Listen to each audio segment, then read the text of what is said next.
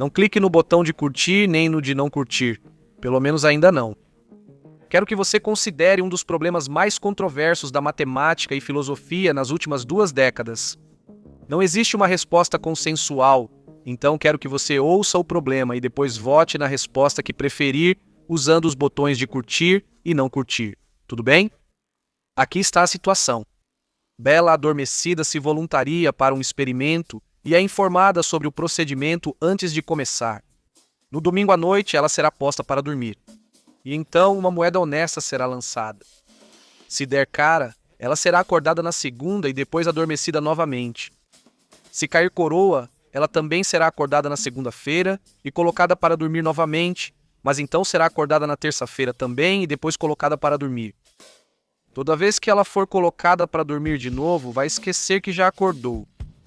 No breve período em que estiver acordada, ela não receberá nenhuma informação, mas lhe será feita uma pergunta. Qual você acredita ser a probabilidade de que a moeda tenha dado cara? Então, como ela deve responder? Sinta-se à vontade para pausar o vídeo e responder à pergunta por conta própria agora. Essa foi a minha reação ao ouvir o problema pela primeira vez.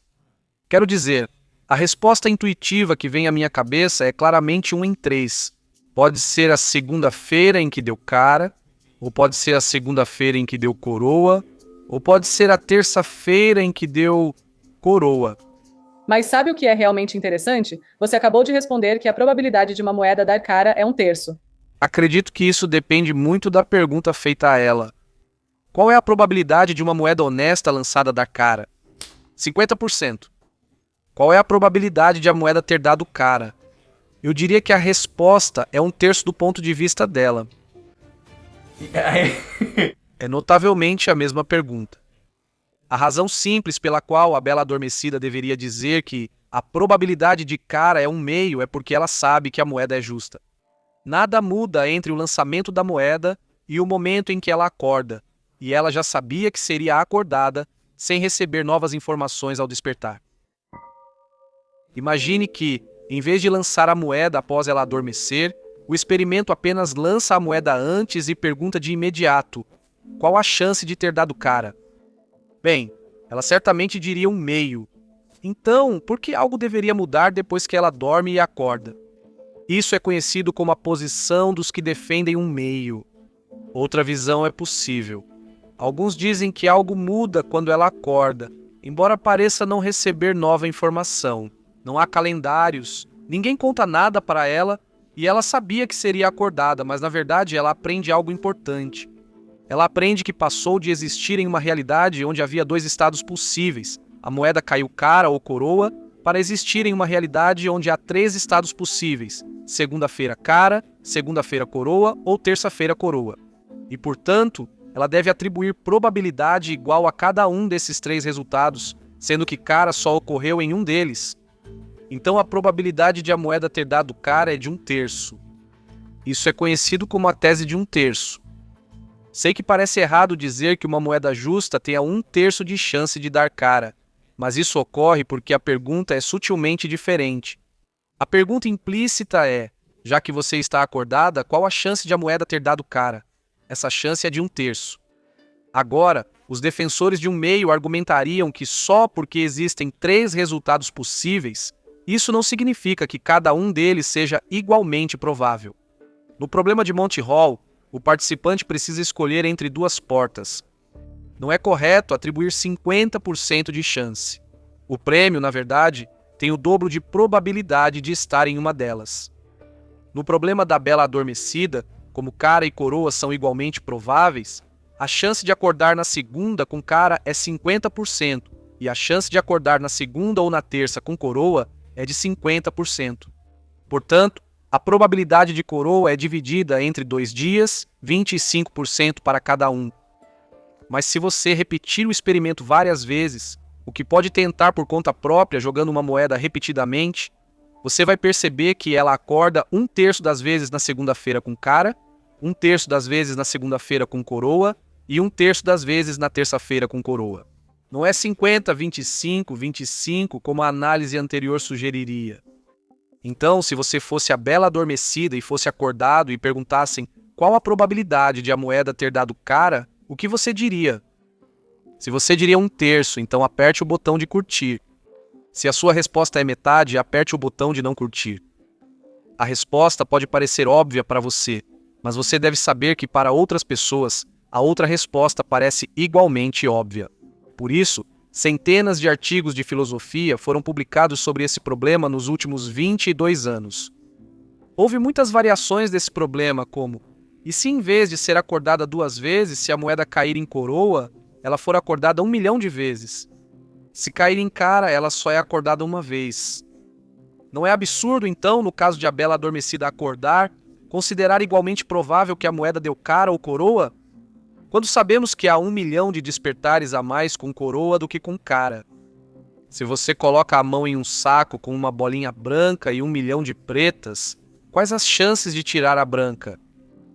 Eu estava convencido e me via como um defensor da posição de 1/3. Mas o mesmo argumento é usado para convencer as pessoas de que vivemos em uma simulação. O raciocínio é que nossa tecnologia de computação melhorou tanto, mesmo só nos últimos 40 anos, que podemos imaginar um tempo num futuro não muito distante em que poderemos criar uma simulação completamente realista do nosso mundo. E uma vez que isso aconteça, deve ser trivial fazer cópias ilimitadas dessa simulação. Se você perguntasse a alguém se vive em uma simulação, ela teria que admitir que provavelmente sim, pois há muito mais instâncias simuladas do que a única realidade externa. Mas como sabemos que isso já não ocorreu e vivemos numa simulação? Se isso é possível, provavelmente já aconteceu e estamos em uma simulação. Essa parece ser a conclusão lógica da visão de quem defende 1/3.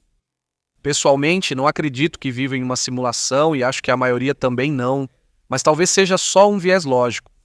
Há outro experimento mental que me faz repensar a posição dos 1/3. Vamos supor que há um jogo de futebol entre um time realmente ótimo como o Brasil e um time menos dominante no mundo como o Canadá. Então as chances são de 80-20 a favor do Brasil. Um pesquisador vai te colocar para dormir antes do jogo. Se o Brasil ganhar, vão te acordar uma vez. Mas se o Canadá ganhar, vão te acordar 30 vezes seguidas. Como a bela adormecida, você nem vai lembrar se já foi acordado antes. O jogo está prestes a começar. Você cai no sono. E agora você é acordado.